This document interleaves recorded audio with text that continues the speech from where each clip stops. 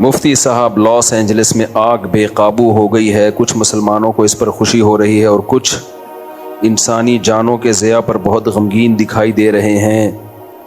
اس قدرتی آفت، عذاب یا آزمائش سے کچھ بڑے ظالم لوگوں کے گھر بھی جلے ہیں، اس پر کیا رد عمل دینا چاہیے؟ دیکھو،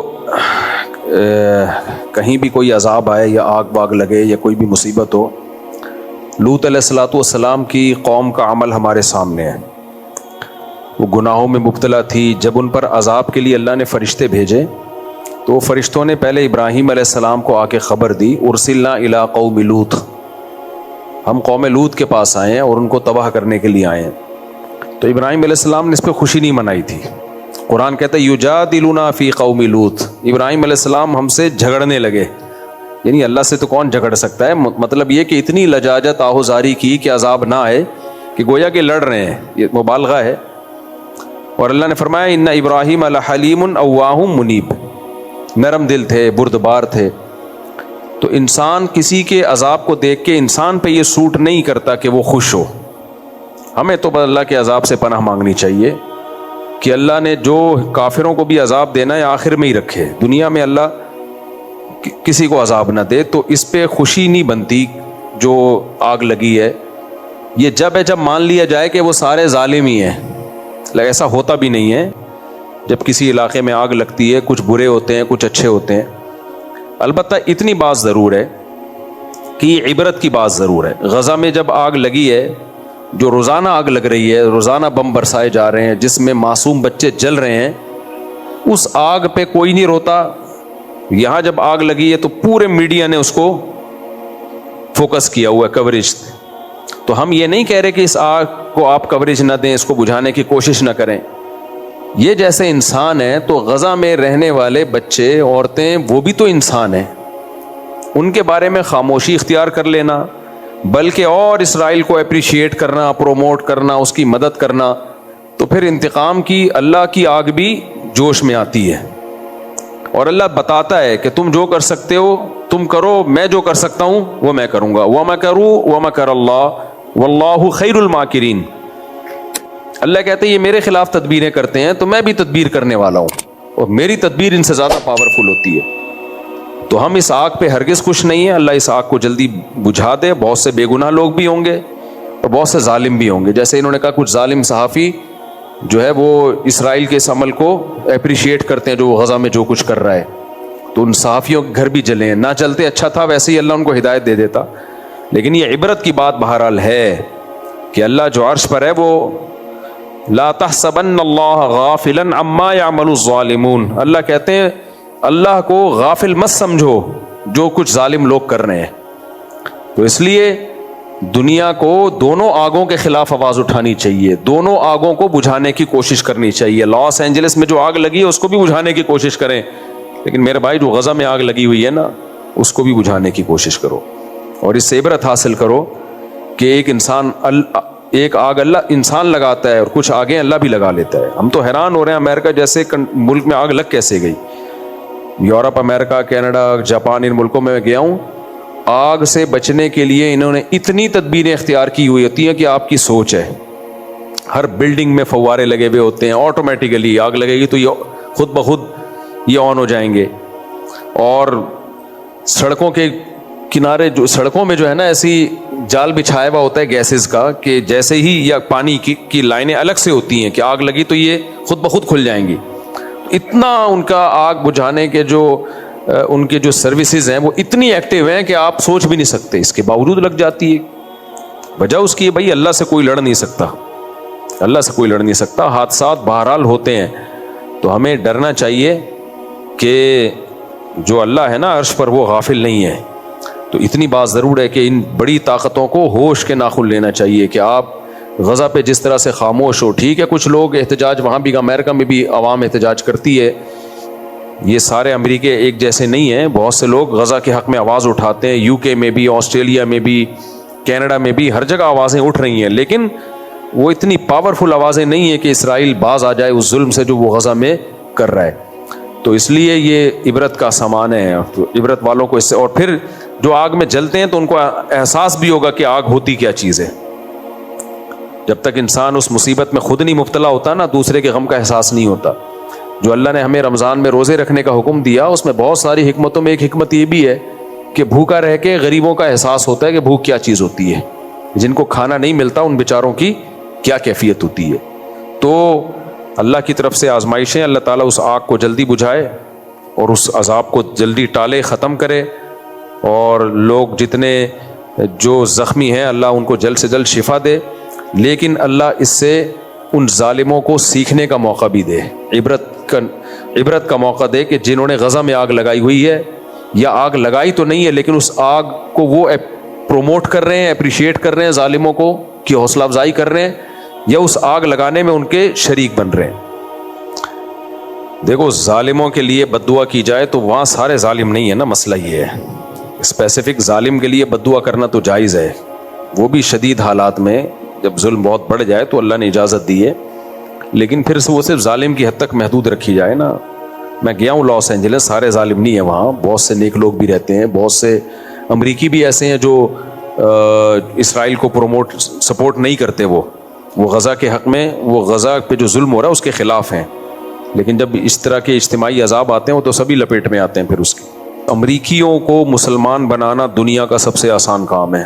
باہر ملکوں میں ایک چیز کا ہمیں اندازہ ہوا کہ وہاں سب سے آسان کام غیر مسلم کو مسلمان بنانا ہے. تو وجہ اس کی ہے کہ وہ خالی کاغذ کی طرح ہیں، ان کی خاندانی روایات تو ختم ہو گئی نا. انڈیا میں جب ہندو مسلمان بنتا ہے نا تو اس کی پرمپرا اور پیچھے پورا خاندان اور وہ دھمکیاں اور قتل. گوروں کے یہاں تو یہ سیٹ اپ ہی نہیں ہے، چچا ماموں والا. صحیح ہے نا، اس کی انڈیویجول لائف ہے، وہ لائف کو انجوائے کر رہا ہے، اس کو تمیز سے بات سمجھاؤ وہ سمجھ جائے گا، وہ مان جائے گا وہ. لیکن وہاں کوئی تمیز سے یہ کام کر نہیں رہا، کر رہے لیکن بہت محدود پیمانے پر کام ہو رہا ہے. ورنہ کوئی صحیح طریقے سے کام کرے نا. اچھا بہت سے تنظیمیں ہیں جو کام کر رہی ہیں، جو ہم نے اتنے ہزاروں مسلمان کر دیے، ٹھیک ہے ان کو اپریشیٹ کرنا چاہیے ان تنظیموں کو، لیکن وہ جو انہوں نے مسلمان کیے ہوتے ہیں نا، وہ ان کی اتنی ایفرٹ نہیں ہوتی، وہ خود ہی مسلمان ہونے کے لیے تیار ہوئے بیٹھے ہیں لوگ. میں ملاوی گیا تو ایک بندہ لانچ میں نہیں، جس کی میں نے ولاگ بھی بنایا، ایک افریقی آیا، کرسچن تھا، وہ کہتا ہے میں ہماری داڑیاں ٹوپیاں دیکھی، کچھ مستورات بھی تھیں ہمارے ساتھ، تو وہ ان کا پردہ وردہ بھی، نماز سب دیکھا اس نے، تو ان کی عورتوں کو تو پردہ ہی نہیں ہوتا. تو یہ چیز ویسی اٹریکٹ کرتی ہے یار، کہ ان کی خواتین ہیں کیسی با پردہ، بچیوں نے بھی اسکارف پہنے ہوئے ہیں، بچوں کے بھی پورے ڈریس ہیں. یہ چیز خود انسان کو، ہر خاندانی آدمی چاہتا ہے یار کوئی تمیز کی زندگی ہو. تو وہ آیا اور کہنے لگی یہاں سے یورپ جاتے ہیں لوگ، لڑکے سوچتے ہیں ابے یار اس ٹرک میں جا رہے ہوتے ہیں. تو یہ سب 2-4 دن کے مزے ہیں، اس کے بعد یہ ایک نیچرل لائف نہیں ہے. انسان کو پردے والی عورت ہی اچھی لگتی ہے، اپنی بیوی بیٹی ماں کو سب لوگ، مرد پردے میں ہی اچھی لگتی ہے اس کو، وہ کہ یار پردے میں ہی رہے گے، بیوی بھی پردے میں ہی اچھی لگتی ہے. مجھے ایک بات بتاؤ، یہ جب اسلام کو سنیں پڑھیں، ان کا تو بہت اٹریکشن ہے بھائی. امریکہ میں ایک بڑھیا مسلمان ہوئی اس لیے کہ اس نے جنازہ دیکھ لیا کسی کا، اور وہ مسلمان بھی بڑے لبرل سے تھے، کوئی بہت مذہبی نہیں تھے. ان کی دادی کا انتقال ہوا امریکہ میں، انہوں نے غسل دیا، کفن دیا، جنازہ رکھا، پڑا بڑی تمیز سے جا کے. وہ بڑھیا نے، انگریز نے کہا بھائی کتنی تم عزت مردے کو دیتے ہو، میں تو مر گئی تو مجھے تو پتہ نہیں، جلا دیں گے کیا کریں گے، میرے بچے بھی آئے گا بھی کہ نہیں آئے گا. وہاں گاؤں دیہاتوں میں فیملی سسٹم ہے، لیکن شہروں میں تو یہی حالات چل رہے ہیں. تو مجھے تو پتہ نہیں کیا کر دیں گے. تو میں اگر مسلمان ہو گئی مجھے بھی یہ پروٹوکول ملے گا. انہوں نے کہا ہاں بھائی یہ تو جو بھی مسلمان ہو اس کو ہم غسل کفن کے بغیر نہیں دفناتے. وہ مسلمان ہو گئی. تو میں وہ افریقہ والے کا بتا رہا تھا، ملاوی میں نا. تو وہ لانچ میں ہمارے ساتھ آیا، اور جب دیکھا بھائی خواتین نے پردہ بھی کیا ہوا ہے، بچوں نے بھی بڑی تمیز کے بیٹھے ہوئے ہیں، اور سارے ہمارے ساتھ تبلیغی ٹائپ کے لوگ، داڑیوں والے. تو اس نے آ کے بات کرنا شروع کر دی، میں بھی اسلام لانا چاہتا ہوں. تو ہم نے پھر اس کو تبلیغ کی سمجھایا. پھر میں نے ان کے ذمہ لگا دیا بھائی اس کو کلمہ پڑھا دینا. میں نے کہا میں تو جا رہا ہوں، تم نے نہیں پڑھایا نا الٹے لٹکے ہوئے ہوگے قیامت کے دن تم. پھر میں نے فون کر کے پوچھا بھی. تو وہاں مسلمان کرنا کوئی اتنا مسئلہ نہیں ہے، مسئلہ ہمارے ساتھ ہے. مسلمان کر کے سنبھالتے ہی نہیں ہمارے لوگ. کوئی ایسا کچھ سیٹ اپ ہی نہیں ہے بڑا سیٹ اپ کہ ان کو سنبھالا جائے، پھر ان کو تبلیغ کی جائے کوئی. تو میں اس پہ بھی سوچ رہا ہوں، کچھ کر بھی رہے ہیں، ایسا نہیں ہے سارے ایسے نہیں ہیں، لیکن کچھ لوگ کر بھی رہے ہیں اس پہ. خلاصہ یہ نکلا کہ اس وقت دنیا میں جو ہٹ دھرم اور ضدی ہیں ان کی تو میں بات ہی نہیں کر رہا. لیکن نارملی غیر مسلم کا اسلام لانا اتنا مسئلہ نہیں. ابھی دیکھو ایک عیسائی آتا تھا یہاں بیان میں بیٹھتا تھا, کرسچن لڑکا تھا, میرا خیال ہے کتنے سال بیان سنا ہوگا, تو کئی سالوں یا کئی مہینوں سے بیان سن رہا تھا. مجھے نہیں پتا تھا یہ کرسچن ہے, بیان سن کے چلا جاتا تھا. تو کیا ہوا ہے 2-4 مہینے پہلے وہ آیا اور کہا کہ میں آپ کا, مجھے یاد دیکھ کے بھی پہچان گیا. میں نے کہا تم تو بیان میں آؤ, تو کہتا ہے میں عیسائی ہوں لیکن میں اب اسلام لانا چاہتا ہوں. تو میں نے اسے کہا سوچ لو اچھی طریقے سے, غور و فکر کر لو وغیرہ وغیرہ, سمجھایا, پھر چلا گیا. وہ مجھے ڈر بھی لگ رہا تھا انتقال نہ ہو جائے یار, لیکن بہرحال انسان سوچے تو نا. تو پھر اگلے ہفتے دوبارہ آیا, کہہ رہا میں بالکل سوچ سمجھ کے مسلمان ہو رہا ہوں. تو اسلام قبول کیا اس نے, ابھی اسلام قبول کروایا ہے اس کو, یہیں بینچ پہ مسلمان ہوا. میرا کینیڈا کا سفر تھا, میں کینیڈا گیا تو وہاں کسی کا میرے پاس میسج آیا کہ اس کی ڈیتھ ہو گئی ہے, ایکسیڈنٹ میں انتقال ہو گیا. میں نے کہا کون, میں پہچان نہیں رہا, تصویر بھی. میں نے کہا بھائی یہ تو وہی ہے جو ابھی ہے. لیکن مجھے وہ حدیث, ایسے بہت واقعات اپنی زندگی میں دیکھے ہیں بھائی. تو حدیث میں آتا ہے کہ انسان برے عمل کرتے کرتے کرتے ایک بالش جہنم کے قریب پہنچ جاتا ہے, لیکن اللہ کے علم میں ہوتا ہے کہ یہ جنتیوں میں سے ہے. صحیح ہے نا, صحیح حدیث ہے. تو اتنا جہنم کے قریب ہو کر وہ اعمال شروع کر دیتا ہے تو جنتیوں والے ہوتے ہیں. اور اس کے الٹا بھی ہوتا ہے, نیک عمل کرتے کرتے جنت کے ایک بالش قریب ہوتا ہے, لیکن اللہ کے علم میں ہوتا ہے کہ یہ جائے گا کہاں, جہنم میں. عین وقت پہ مرتد ہو جاتا ہے, اس کو پتہ نہیں ہوتا اس کے بعد میری موت ہے. میں نے ایسے اپنی زندگی میں غیر مسلم اور بھی دیکھے ہیں, جوان مسلمان ہوئے 4 دن بعد ڈیتھ ہو گئی ایکسیڈنٹ سے. یا تو یہ بڑے خوش قسمت لوگ ہیں. اس لیے میں کوئی غیر مسلم مسلمان ہونا چاہے نا, اس کو ڈیلے نہیں کرتا بھائی, موت کا کوئی بھروسہ نہیں ہے. ایک واقعہ تو میں بہت دفعہ سنا چکا ہوں. ہم جس مسجد میں رہا کرتے تھے پہلے, وہاں ایک عیسائی لڑکا آیا, ینگ تھا, 22-23 سال کا لڑکا, رمضان میں. اور یہ پرانے واقعہ ہے, جون جولائی کے روزے تھے ہمارے بچپن کے, جون جولائی کے بہت لمبے ٹف روزے تھے. اس میں تو مسلمانوں کا دل چاہ رہا ہوتا ہے کہ عید کے بعد مسلمان ہو جاتے تو زیادہ اچھا تھا. اتنے لمبے ٹف روزے تھے, ہمارے بچپن کی بات کر رہا ہوں. اور اس وقت ایئر کنڈیشن وغیرہ کی اتنی سہولتیں بھی نہیں تھیں, بہت کم لوگوں کے ایسی اے سی جس کے گھر ہوتا وہ تو. مجھے یاد ہے ایک دفعہ ہم کسی بینک میں جانا ہوا, اے سی لگا ہوا تھا. میں اپنے کزنوں کو, ابے بھائی ایسی ٹھنڈی ہوائیں آ رہی تھیں, میں ان کو جا کے بتا رہا تھا او بھائی. تو اے سی بہت کم لوگوں کے یہاں ہوا کرتا تھا. تو وہ لڑکا رمضان میں مسلمان ہوا. ہماری مسجد کے امام صاحب نے اس کو بہت اچھی طرح سمجھایا, سوچ لو, جلد بازی نہیں ہے, کوئی جبری دباؤ تو نہیں ہے, کوئی لالچ تو نہیں ہے. انہوں نے کہا ہم پیسے ویسوں کا تعاون نہیں کریں گے. دیکھنا چاہ رہے تھے نا, بعض لوگ 10 دفعہ روزانہ مسلمان ہوتے ہیں, ایسے بھی ہم نے کچھ غیر مسلم پکڑے ہیں. ادھر آ کے مسلمان ہوا, چندہ لیا, اس مسجد میں جا کے دوبارہ مسلمان ہوا, ادھر سے چندہ لیا. پورے کراچی میں مسلمان ہی ہو رہے ہیں ڈیلی وہ. تو ایسے بھی فراڈی ہیں کچھ. تو دیکھ لیا بھائی نہیں کوئی فراڈ نہیں ہے. تو ہمارے سامنے اس کو پھر امام صاحب نے کلمہ پڑھایا. اللہ کی قدرت, اگلے دن وہ بیمار ہوا ہے اور بخار آیا اس کو, اتنا سخت بیمار ہوا. لیکن اس نے اسی وقت وصیت کر دی, اپنے سارے خاندان میں اعلان کر دیا, دیکھو میں اسلام قبول کر چکا ہوں, اور میری موت ہوئی تو مجھے غسل دیا جائے گا, مجھے کفن دیا جائے گا, میرا جنازہ پڑھا جائے گا. اور اس کی موت ہو گئی. لیکن عیسائیوں میں ایک چیز ہے, قرآن سے بھی پتہ چلتا ہے, مشاہدے سے بھی. اللہ کہتے ہیں کہ اسلام کے خلاف سب سے کم تعصب عیسائیوں میں ہے. وَلَتَجِدَنَّ أَقْرَبَهُمْ مَوَدَّةً لِلَّذِينَ آمَنُوا الَّذِينَ قَالُوا إِنَّا نَصَارَىٰ. سورہ نساء یا سورہ مائدہ کی آیات ہے کہ تم مسلمانوں کا سب سے بڑا دشمن یہود کو پاؤ گے اور مسلمانوں کے سب سے قریب تم عیسائیت کو پاؤ گے. تبھی دنیا میں اسلام قبول کرنے والوں میں جو کنورژن ہے نا, سب سے زیادہ عیسائیوں کی ہے. عیسائی لوگ سب سے زیادہ مسلمان ہوتے ہیں, اور ان میں تعصب بھی نسبتاً کم ہے. کوئی عیسائی مسلمان ہو جائے تو اکثر اتنا خطرناک اس کا بائیکاٹ نہیں ہوتا. ہمارے بھی کرسچن کچھ دوست تھے نا, اسکول میں پڑھتے تھے, تو ان کے ہم دیکھتے تھے ان کے والدین کو زیادہ سختی نہیں کرتے, وہی جو ٹھیک ہے. تو بلکہ بہت براڈ مائنڈیڈ سب نہیں ہوتے, کوئی لوگ ایک دم کمنٹ شروع کر دیتے ہیں فلاں جگہ. بھائی میں 100% کی بات نہیں کر رہا, میں میجورٹی کی بات کر رہا ہوں. تو انگریزوں کا اصل مذہب بھی چونکہ عیسائیت ہے, وہ بہت آرام سے مسلمان ہو جاتے ہیں. ابھی کینیڈا میں ایک انگریز ملا, میں نے پچھلی دفعہ بھی واقعہ سنایا تھا, داڑھی ماشاءاللہ, اس کی فیملی کے ساتھ آیا ہوا تھا, ہوٹل میں مجھ سے ملا, کہتا ہے میں تو ٹوٹی پھوٹی اردو تھی, کہتا ہے کہ میں عیسائی تھا, میں نے کہا مسلمان کیسے ہوئے؟ کہہ رہے میں بائبل پڑھتا تھا, ایک دن میں نے قرآن پڑھا تو میری تو آنکھیں کھل گئی کہ اتنی واضح آیات, اتنی واضح توحید, اتنے واضح احکام.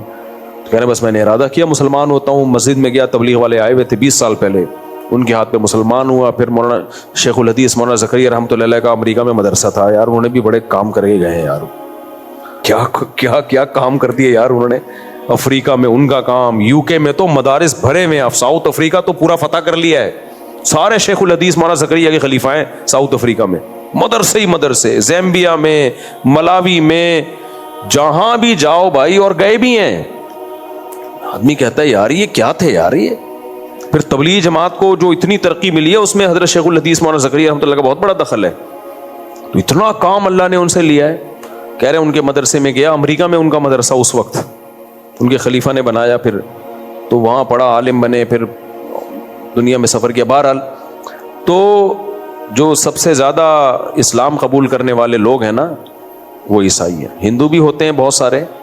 ایک ہندو لڑکا بھی یہاں مسلمان ہوا, وہ بہت مضبوط ایمان والا ماشاءاللہ.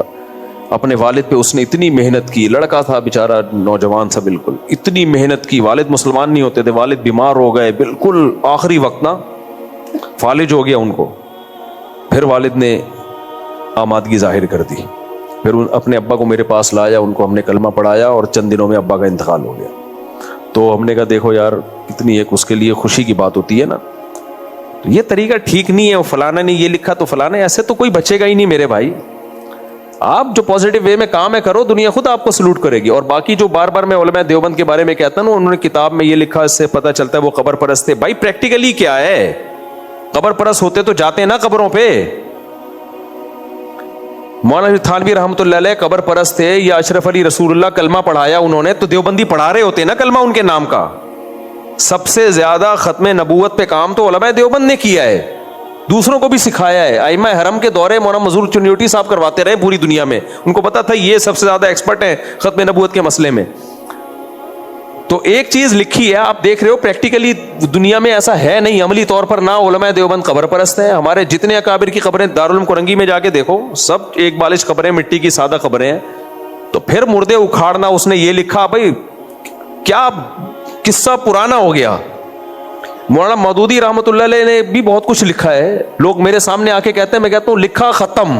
اب جماعت اسلامی میں اگر وہ چیزیں نہیں ہیں تو پرانے مردے اکھیڑنے کی کیا ضرورت ہے یار, کیا ضرورت ہے ہم کسی کے اکھاڑیں, اس نے یہ لکھا, اس نے وہ لکھا. لیکن ہوتا کیا ہے, جب کوئی آپ کے اکابر پہ کیچڑ اچھالتا ہے پھر آپ اس کے پہ کیچڑ اچھالتے ہو. تمہارے نے یہ لکھا, پھر وہ تو اسلام تو دنیا میں پھیلنے سے رہا. علماء دیوبند نے دنیا میں توحید متعارف کروائی ہے. میرے والد صاحب بیعت تھے حضرت شیخ الحدیث مولانا زکریا رحمۃ اللہ علیہ سے بھی ان کا تعلق تھا, اور مولانا حسین مدنی رحمۃ اللہ علیہ کے ساتھ بھی ان کا تعلق رہا ہے. ہم نے اپنے والد کو کہیں سے بھی قبر پرست نہیں دیکھا. اگر ہوتے تو میں قبر پرست ہوتا, میرے ابا ہوتے. ہمارے دادا بیعت تھے حضرت رشید احمد گنگوئی رحمۃ اللہ علیہ سے, انتہائی درجے کے توحید پرست تھے. میری دادی عبد الرحیم رائے پوری رحمۃ اللہ علیہ سے بیعت تھی. 40ویں کا کھانا نہیں کھاتی تھی. وہ قبر پرست ہوں گی جو 40ویں کا کھانا نہیں کھا رہی. صحیح ہے نا. وہ کہتی ہے مجھے اس کھانے سے مردوں کی بو آتی ہے, 40ویں کے کھانے سے, مردوں کے نام پہ جو دیگیں پک رہی ہیں. تو علماء دیوبند ہی کی وجہ سے آج توحید ہے دنیا میں, بر صغیر میں. یہ نہ ہوتے تو پھر کون توحید سکھا رہا تھا. اہل حدیث تو بیچارے وہ بھی توحید پرست ہوتے, لیکن مائنورٹی میں 1% بھی نہیں ہے. وہ ان کی تعداد پورے بر صغیر میں 1% بھی نہیں ہے اہل سنت والجماعت میں. تو 1% کا کیا اثر ہوگا. ہیں وہ بھی توحید پرستی ہوتے ہیں اہل حدیث میں, ان کو وہ ایک پازیٹیو چیز ہے ان کے اندر. لیکن توحید ہندوستان میں اگر ہے, آپ کی وجہ سے نہیں. آپ تو 1% ہو بھائی, آپ کو سننے والے کتنے ہیں, بہت تھوڑے لوگ ہیں. جو بڑا فرقہ ہے ہندوستان میں, جو بڑی تعداد میں ہو, یا دیوبندی ہے یا بریلوی, جن کا اثر ہے 99% تو یہ لوگ ہیں. تو اگر ہندوستان میں قبر پرستی نہیں ہے تو ٹھیک ہے, اہل حدیث قبر پرست نہیں ہوتے, لیکن ہندوستان میں قبر پرستی اگر جہاں جہاں نہیں ہے تو وہ نہیں ہے علماء دیوبند کی وجہ سے, سمجھ رہے ہو. اور جہاں ہے تو علماء دیوبند کے علاوہ کی وجہ سے ہے وہ. تو جنہوں نے توحید تبلیغ جماعت تو علماء دیوبند کی پیدا کردہ جماعت ہے. تو یہ لوگوں کو قبر پرست بناتے ہیں یا اللہ سے ہونے کا یقین دلاتے ہیں. تو جب ایک اتنی بڑی حقیقت آپ کے سامنے ہو, اس کے بعد کہنا. اور ارواح ثلاثہ مولانا اشرف علی تھانوی کی کتاب نہیں ہے, 20ویں دفعہ ہم بتا چکے ہیں. ہر تھوڑے دن میں کچھ نکال کے لائے ہوتے ہیں. اور مولانا رشید تھانوی کی کتاب پڑھنی ہے بہشتی زیور پڑھو, اس میں جو پہلا صفحہ ہے عقائد کا, ایسے خاندانی عقائد ہیں اس میں, تو وہ پڑھو جو تعلیم ناس کے لیے ہیں. جو ایک دیکھو دلالت النص اور عبارت النص اور اشارت النص میں جب تعارض ہوتا ہے نا تو ہمیشہ عبارت النص کو ترجیح دی جاتی ہے. فقہ کا اصول ہے. عبارت النص کسے کہتے ہیں؟ ایک چیز لوگوں میں بتائی جا رہی ہے تاکہ وہ عقیدے کے طور پر اس کو اختیار کریں, اور ایک واقعہ لکھا ہوا ہے جس کے 20 مطلب نکل سکتے ہیں, تو آپ اس واقعے کو لے کر کہہ رہے ہو کہ ان کا یہ عقیدہ تھا, اور جو وہ عقیدوں کی کتابوں میں لکھ کے بیان کرنے کہ ہمارا یہ عقیدہ اور اس کو اختیار کرو, اس کو آپ لے نہیں رہے, نہ پبلک کے سامنے لا رہے ہو, تو یہ اس کی علامت ہے کہ آپ کی طبیعت میں فساد ہے. تو آپ کی طبیعت میں ہی فساد ہے.